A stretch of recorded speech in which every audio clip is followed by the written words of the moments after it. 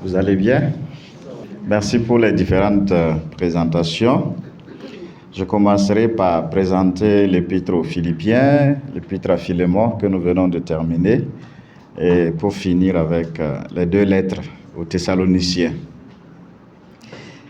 Donc, pour ce qui concerne l'épître aux Philippiens, je peux dire que cette épître a été écrite en prison, et Paul lui-même le dit, dès le premier chapitre, d'abord au verset 14 quand il parle des chaînes, et encore au verset 17 aussi quand il parle des chaînes. Donc, il a fait la prison à Éphèse, on pense probablement entre 54 et 57. Voilà. D'où donc sa classification parmi les lettres de captivité. Donc cette lettre, tout comme la lettre aussi à Philémon. Bon, mais quoi qu'il en soit, cette lettre montre que des liens affectueux existent entre Paul et les chrétiens de Philippe en Macédoine.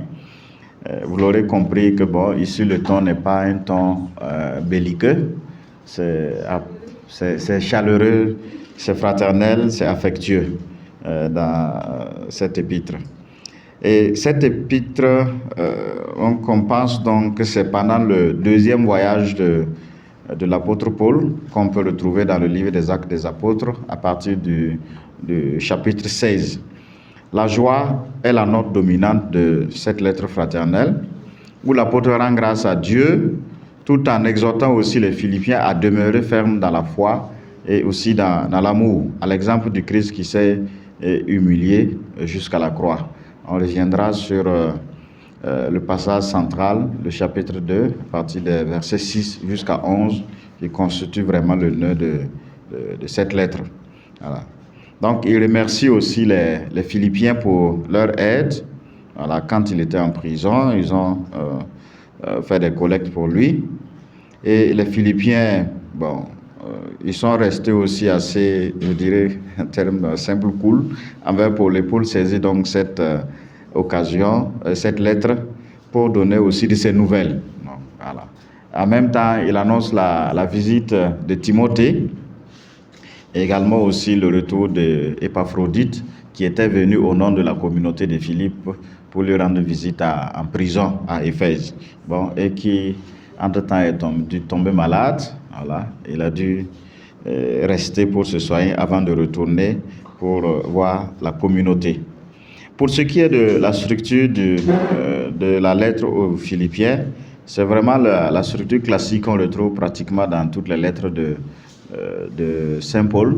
Une introduction avec des salutations, actions de grâce, et on a le corps de la lettre où il développe les différents thèmes, et aussi une conclusion où il fait des recommandations, des remerciements, des salutations, et en même temps aussi des souhaits, un souhait final.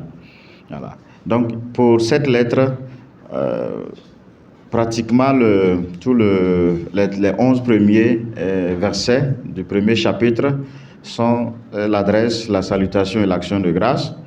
Et à partir du chapitre 1, le verset 12, nous avons le corps de la lettre jusqu'au chapitre 4, verset 1.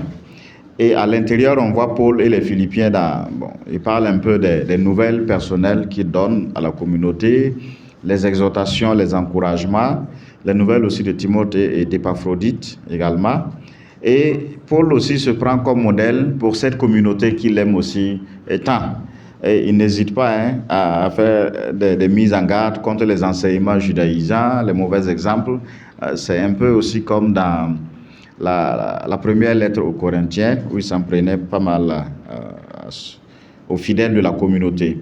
Il parle aussi de la communion, voilà, et en invitant également cette communauté à communier aussi à sa souffrance, et en même temps aussi à communier à la souffrance et à la résurrection aussi de Jésus, au niveau du chapitre 3, les versets 4 jusqu'à 11.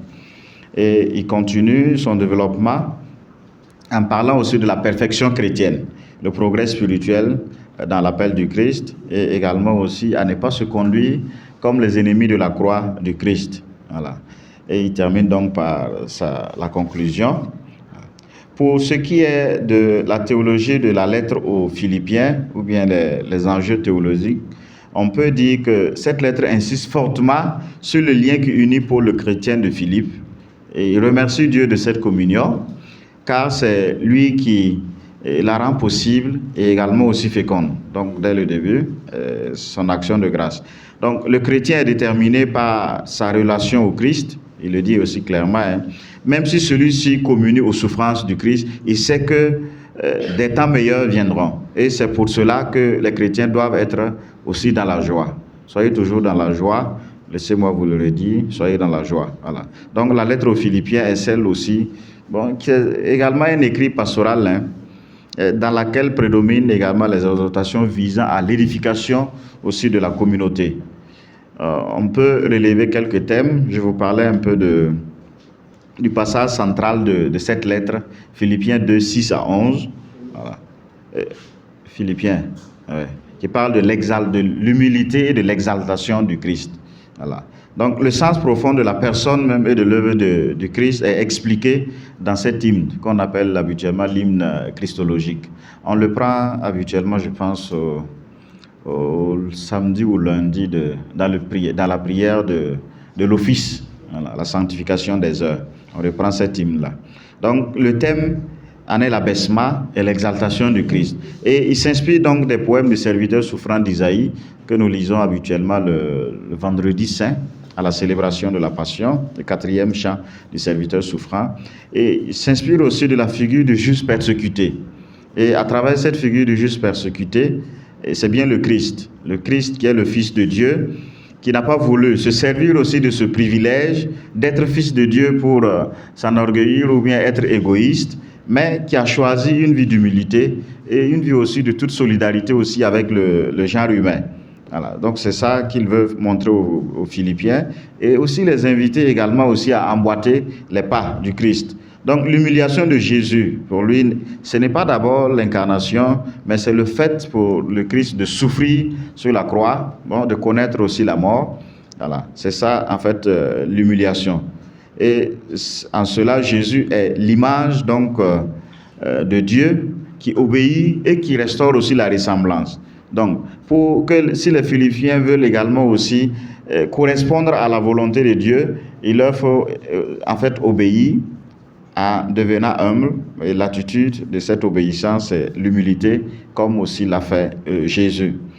Il parle aussi après le thème de l'humiliation ou bien de l'abaissement et de l'exaltation, il parle également de la vie dans le Christ. Quand vous regardez au niveau du chapitre 2, que ce soit avant, en fait, même l'hymne qu'on nous venons de voir, ou bien juste après, il revient là-dessus pour montrer que les chrétiens doivent, en fait, modeler leur comportement sur celui du Christ. Voilà. Humilié et exalté. Donc, leur devoir est donc celui de l'engagement dans la communion fraternelle, qui est le fruit de l'amour et qui requiert également aussi humilité, qui requiert également renoncement sincère à ses propres intérêts. Donc, le chapitre 2, les versets 1 à 5. Et en semaine, ils doivent aussi être irréprochables en tout. Hein, irréprochables en tout. Ça vient après l'hymne sur l'abaissement et l'exaltation de Jésus. Et Paul prie pour que les Philippiens progressent dans la charité, en s'enrichissant toujours plus en connaissance et discernement aussi pour qu'ils deviennent purs et sans reproche pour le jour du Seigneur. Alors, il n'hésite pas à interpeller, à faire davantage aussi de nouveaux progrès. En se référant aussi à son expérience personnelle, il propose la justice qui dérive de la foi du Christ, voilà, la foi au Christ du moins, l'unique qui soit capable de les rendre aussi participants de ses souffrances et de sa mort et de le faire arriver aussi la résurrection finale. Donc, dans ces cheminements, ou dans ce cheminement que Paul propose en fait aux chrétiens de Philippe, ils doivent imiter son exemple et celui de ceux qui se comportent aussi comme lui. Voilà. Bon, c'est aussi un orgueil aussi de Paul de se donner aussi un exemple aux autres pour les inviter aussi à imiter lui aussi son comportement. Donc, la vie des chrétiens de Philippe sera alors caractérisée par la joie, l'hymne à la joie, l'invitation à être toujours dans la joie au niveau du chapitre 3, d'où naîtra aussi une certaine affabilité de tous les hommes qui se reconnaîtront, voilà, également à la suite aussi de Jésus.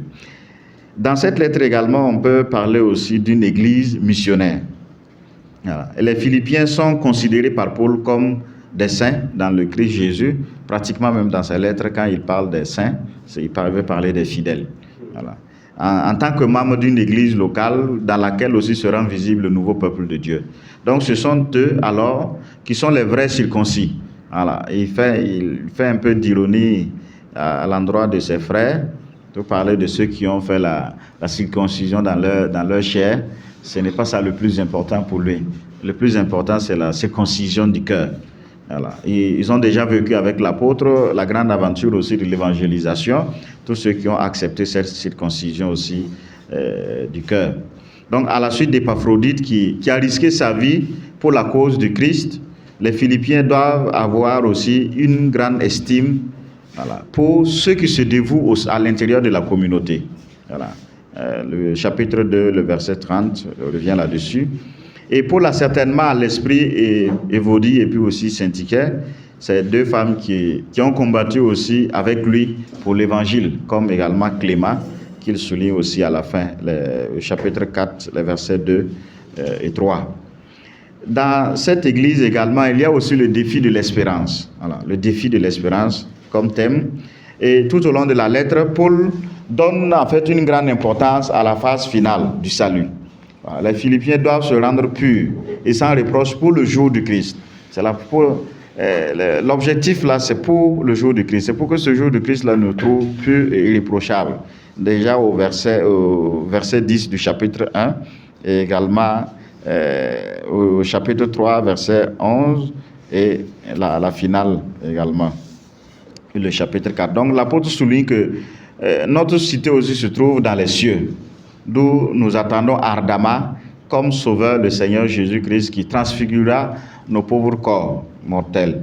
Voilà, il va transfigurer ses corps. Donc il est donc clair que comme dans toutes ces lettres, ce que nous avons déjà présenté ou bien ce qui reste aussi à présenter, il pense au retour glorieux du Christ lors duquel se réalisera le salut total.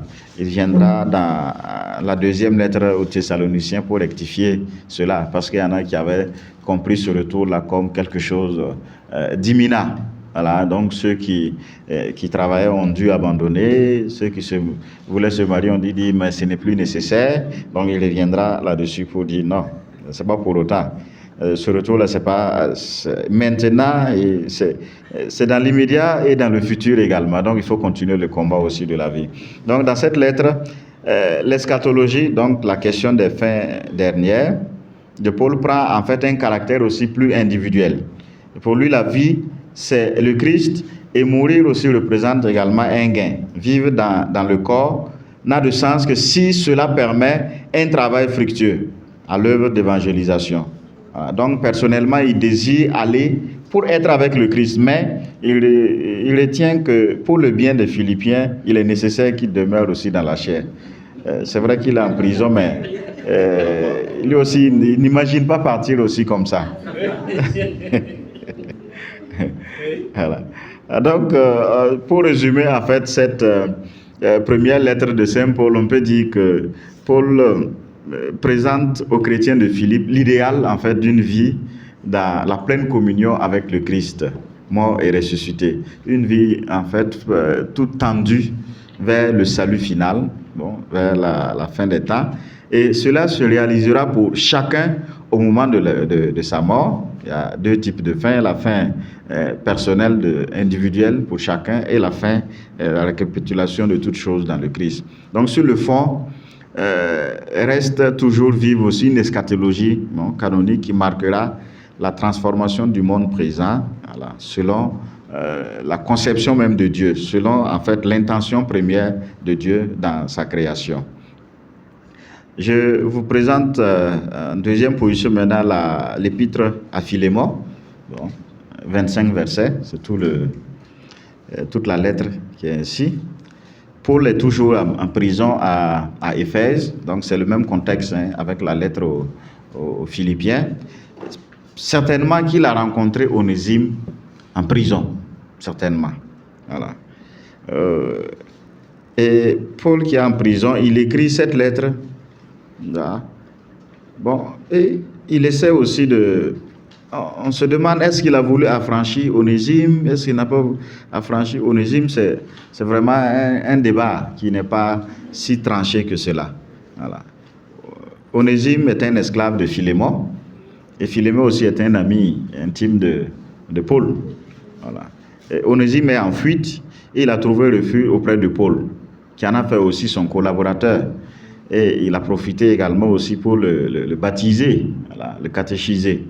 Donc, il l'appelle le frère fidèle et très cher, voilà, quand il parle de Onésime. Voilà. Donc, ce court billet accompagne l'esclave fugitif Onésime. Le sens même veut dire utile, celui qui est utile. Donc, il n'était pas utile quand il était esclave. Maintenant qu'il est baptisé, il doit être utile maintenant pour Philémon. Voilà. Donc, Paul lui donne cette lettre pour qu'il transmette à son maître, Philémon, et il demande de l'accueillir comme un frère. Il ne dit pas comme un esclave, mais comme un frère. Et non pas comme un esclave révolté, mais plus encore comme lui-même. Il le dit aussi, voilà, au verset 17 là. Donc, dans la lettre, Paul ne demande pas explicitement à Philémon d'affranchir Onésime, mais il ne doute pas qu'il le fera plus encore qu'il ne lui est demandé. Voilà. D'une manière voilée, bon, il semble le dire. Voilà. Beaucoup pensent que Paul suggère à un certain Philémon de pardonner à son esclave en fuite, donc Onésime, voilà, qui est devenu aussi croyant. Et il aurait pu ou bien aurait aimé le garder auprès de lui, mais il a préféré le renvoyer à son maître, bien qu'ils soient des amis, pour ne pas que leur amitié aussi soit entachée de mésentente. Il préfère le renvoyer. Donc Philémon doit pardonner à son esclave Onésime en fuite, qui est devenu donc croyant. Ici, est-ce qu'on peut tirer un message pour cette lettre ou bien ce petit billet? On peut on peut dire simplement que cette lettre est originale par son destinataire. Pour la plupart du temps, c'est à des communautés. Voilà, jusqu'à présent, il y aura 3 autres lettres également. Les lettres pastorales, Timothée et puis Tite, qu'on verra. Ici, c'est adressé à une personne. Voilà. Paul n'écrit pas à une communauté, mais à Philémon, un particulier de la ville de Colosse. Voilà. Et c'est grâce à Paul que ce dernier même a découvert la foi. Donc, d'emblée, on peut affirmer que ce billet, en fait, familier, n'est rien d'un enseignement magistral ou bien d'un enseignement, je dirais, théologique sur l'esclavage ou bien sur la liberté en tant que chrétien. Non. Même si à l'intérieur, on peut retrouver certains points, bon, où Paul pose en fait les bases d'une remise en cause générale en fait de l'esclavage. Voilà. Lorsque la société deviendra chrétienne, quelques siècles plus tard. Voilà. Faut-il continuer avec la traite ou bien l'esclavage? Non. Certainement que Paul, il n'est pas allé, il aurait fallu franchir ou ajouter un pas à ce qu'il a dit pour qu'on comprenne mieux aussi sa pensée.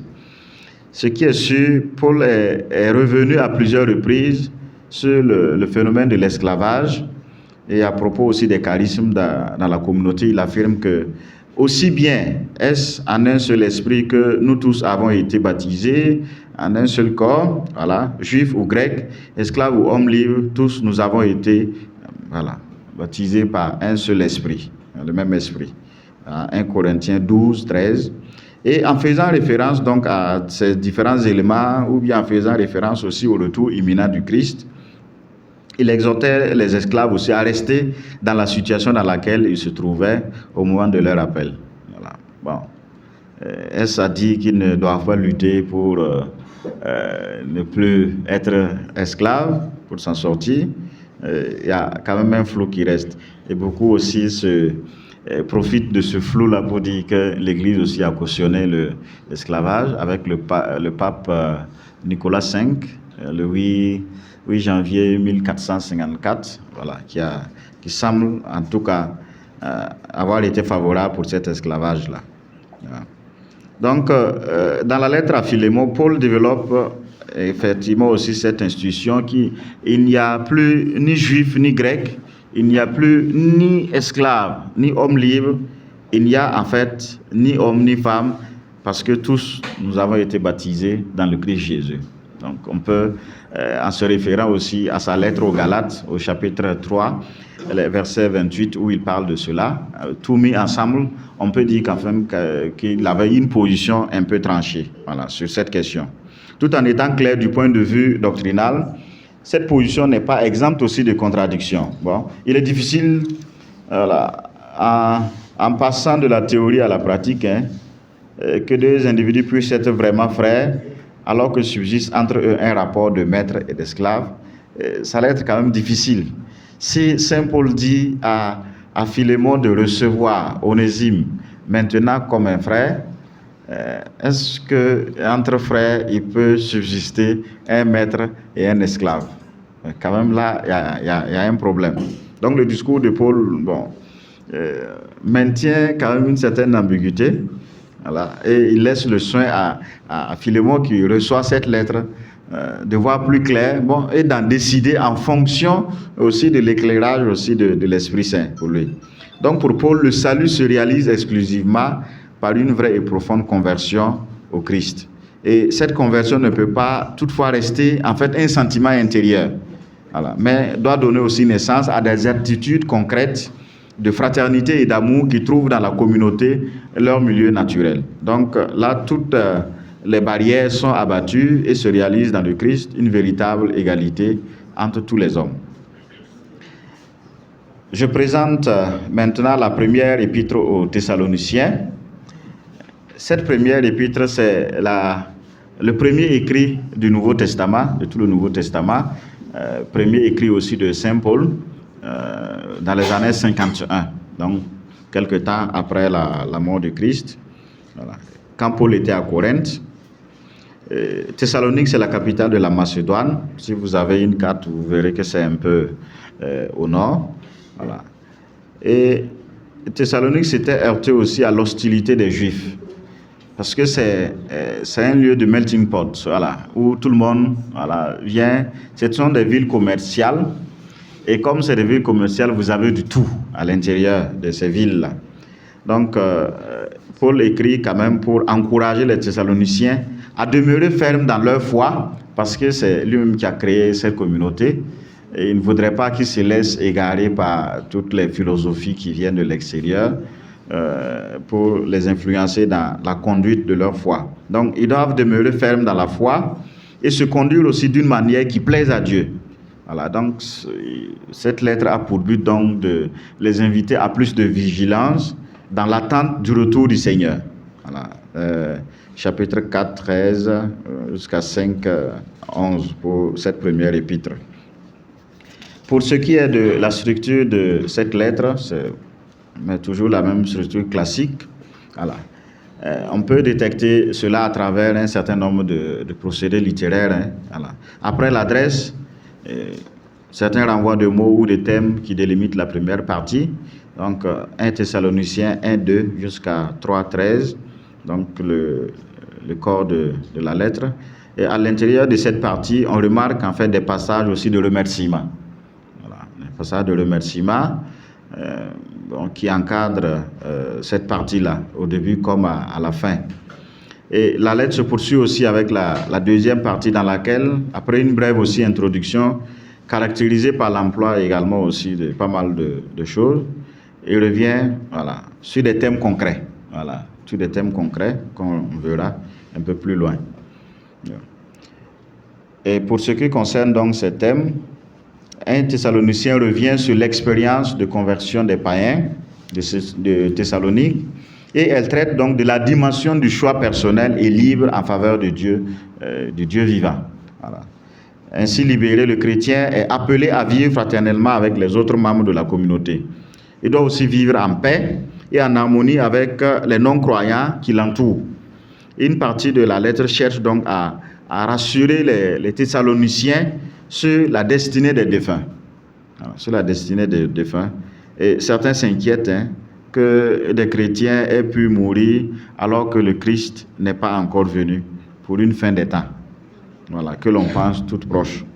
Et Paul explique que ces morts précoces, donc ceux qui sont morts avant le retour glorieux du Christ, la parousie, ne seront pas désavantagés. Ils vont aussi participer de la même manière que les vivants à la gloire du Christ. Donc, pour ce qui concerne ces thèmes-là, on peut parler d'abord du kérigme, de la foi. Le message annoncé par Paul est fortement caractérisé donc par une invitation constante à demeurer dans la foi. Et ce n'est pas dans n'importe quelle foi, demeurer aussi dans cette foi trinitaire, au Dieu Père, Fils et Esprit Saint. Voilà. Parce que il le dit clairement dès le début, il dit, mais en fait, votre foi est bien remarquable en Macédoine et en Achaïe. Voilà. Et on parle bien de vous. Vous vous êtes tourné vers Dieu abondamment, en abandonnant aussi les idoles pour servir le Dieu vivant et véritable, dans l'attente de son Fils qui viendra des cieux, qu'il a ressuscité des morts, Jésus qui nous délivre de la colère qui vient. Voilà, 1 Thessaloniciens 1, 9 à 10. Donc, le centre du message de Paul consistait donc en l'adhésion à l'unique Dieu. Donc, c'est ça l'invitation principale. Voilà. Adhérer à l'unique Dieu et renoncer au culte des idoles. Donc, le caractère théocentrique, Dieu qui est vraiment au centre du christianisme, est continuellement souligné tout au long en fait, de ses lettres. Et il n'hésite pas aussi à le dire. Il rappelle l'œuvre de l'Esprit qui a donné la force à sa prédication et a suscité la foi des Thessaloniciens. Cette foi aussi en Jésus-Christ, le Fils, dont la résurrection d'entre les morts est présentée comme le fondement même de son pouvoir de libérer l'homme de la colère divine qui le menaçait, donc du châtiment final. Donc Jésus est le Seigneur dans lequel les Thessaloniciens ont mis leur espérance. Donc il ne faudrait plus qu'ils retournent en fait aux théories philosophiques ou bien à la conception païenne également des divinités pour tomber dans l'idolâtrie. Voilà. Donc l'esprit est le don eschatologique, le don à la fin des temps annoncé par les prophètes et la loi intérieure de la nouvelle alliance. Déjà, on le verra aussi plus tard, les prophètes vont parler de cette inscription de la loi dans le cœur des hommes. Ce ne sera plus une loi écrite sur des tablettes, mais dans le cœur de l'homme. Et ce travail, c'est le travail de l'Esprit Saint, voilà, qui va inscrire cela dans le cœur des hommes. Pour ce qui est du sort des défunts, donc un autre point, comme réponse aussi aux doutes exprimés par les Thessaloniciens, Paul clarifie en fait son enseignement à propos du destin des défunts. Voilà, je l'avais déjà dit, quand il parle des morts précoces, qui vont participer à la même gloire du Christ avec les vivants. Voilà. Et il entend dissiper en fait leur ignorance sur cet important point doctrinal, afin qu'ils trouvent aussi le vrai sens de l'espérance chrétienne. On avait parlé aussi de cette espérance dans la lettre aux Philippiens, le défi de l'espérance. Ce défi de l'espérance aussi se poursuit ici sur la question des morts, sur le sort de ceux qui sont morts sans avoir vu le Christ. De même, ceux qui se sont endormis en Jésus, Dieu les amènera avec lui. Voilà. En d'autres mots, la résurrection de Jésus n'a pas de sens si elle ne comporte pas aussi la résurrection de ceux qui croient en lui. Voilà. Cela n'a pas de sens. Donc, à ce point, donc, il prend appui sur la parole du Seigneur pour affirmer que nous avons, sur la parole du Seigneur, nous les vivants, nous qui serons encore là pour l'avènement du Seigneur, c'est d'abord ceux qui sont morts et ensuite nous les vivants, voilà, pour que aussi cet ordre soit respecté. Voilà. Pour ce qui concerne la vie chrétienne, vous verrez aussi que dans sa lettre, au niveau du chapitre 4, même au début, dans la première lettre aux Thessaloniciens, il revient là-dessus, sur la manière de vivre, ou bien sur la vie fraternelle, et il n'hésite pas à dire, faites encore de nouveaux progrès. Voilà, nous vous en supplions, faites encore de nouveaux progrès. C'est déjà bien, mais il faut encore continuer. Donc, sur la vie chrétienne, la lettre que Paul envoie aux Thessaloniciens est lue publiquement, il le dit à la fin. Le verset 27 là, du chapitre 5, il le dit. Dans cette église prend forme aussi le nouvel Israël que Dieu a aimé et élu. Et la naissance de la communauté a été le fruit d'une intervention directe de l'Esprit. Paul le dit, qui a accompagné l'annonce de la parole. Il ne met pas ça seulement au compte de son propre orgueil. Voilà, c'est pas en fait l'Esprit Saint que cette Église a effectivement vu le jour. Et l'apôtre a joué un rôle spécial, bien sûr, dans la naissance de la communauté. Lui qui a annoncé l'évangile avec sincérité et honnêteté, il n'hésite pas aussi à le dire, hein, voilà, dans les tribulations, voilà, il a travaillé de nuit comme de jour pour n'être aussi à la charge d'aucun. Voilà. Il a aimé les Thessaloniciens comme aussi une mère, ses enfants, et un peu encore plus loin aussi, il dit également aussi comme un père également aussi, il a aimé les Thessaloniciens. Voilà. Donc de cette manière, eux aussi ont contribué par leurs paroles, mais surtout aussi par leur exemple à la propagation de l'évangile. Voilà, ils doivent travailler et à cause des souffrances qu'ils ont endurées, ils sont devenus également aussi les imitateurs des églises de Dieu, voilà, les imitateurs aussi de Paul. Donc le devoir principal des croyants pour Saint Paul est celui de tendre vers la sainteté, objet premier en fait de la volonté de Dieu à leur endroit. Au chapitre 4 de cette première lettre, il revient là-dessus. Et dans ce but-là, s'inspirant donc de la loi de sainteté que vous avez vu depuis le Lévitique, hein, le chapitre 18 là, et Paul les exhorte à s'abstenir de l'impudicité et exige également que chacun ait avec sa propre femme un rapport inspiré par la sainteté et le respect. Voilà. Sans se laisser emporter par la passion, comme font les païens qui ne connaissent pas Dieu. Donc, pour Saint Paul, la sainteté là s'exerce avant tout au sein même de la famille, où doit régner en fait un amour authentique et sincère. Parce que l'Église commence en famille, on appelle l'Église domestique, avant de devenir cette Église au niveau de la CCB, ou bien de la coordination, ou bien paroissiale, ou diocésaine, nationale, et ainsi de suite.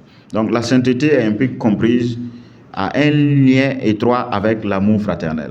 Voilà, il met cela ensemble, thème sur lequel aussi il dit clairement, sur l'amour fraternel, vous n'avez pas besoin qu'on vous écrive, c'est une figure de style, voilà, pour pouvoir attaquer. Vous n'avez pas besoin qu'on vous dise, c'est comme s'ils savent déjà. Et il va en fait commencer à dire, vous avez personnellement appris de Dieu à vous aimer les uns les autres, mais faites de nouveaux progrès, nous vous en supplions.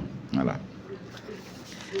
Je termine par la deuxième lettre aux Thessaloniciens, qui est aussi brève. Et cette deuxième lettre a été écrite à Corinthe, peu de temps après la première, pour redresser en fait une mauvaise interprétation aussi des paroles de l'apôtre sur le retour du Seigneur. Il avait déjà aussi parlé dans la première lettre.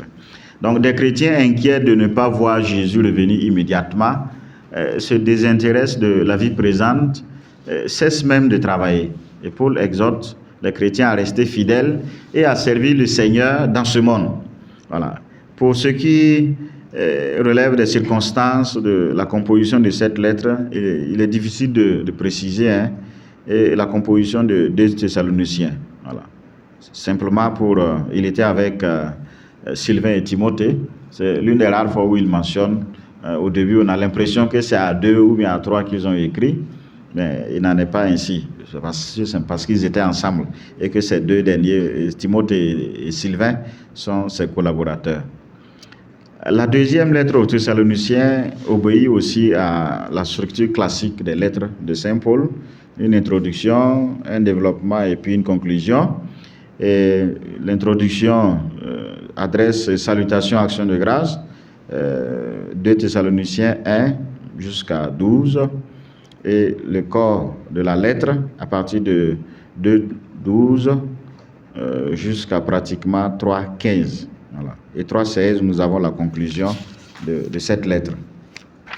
La deuxième, motivée donc par les troubles survenus dans la communauté, ce que j'avais dit au début, bon, ceux qui sont découragés du fait que le retour de Christ ne soit pas imminent. Voilà. Et l'auteur, en fait, écrit donc sur le retard de la parousie. Voilà.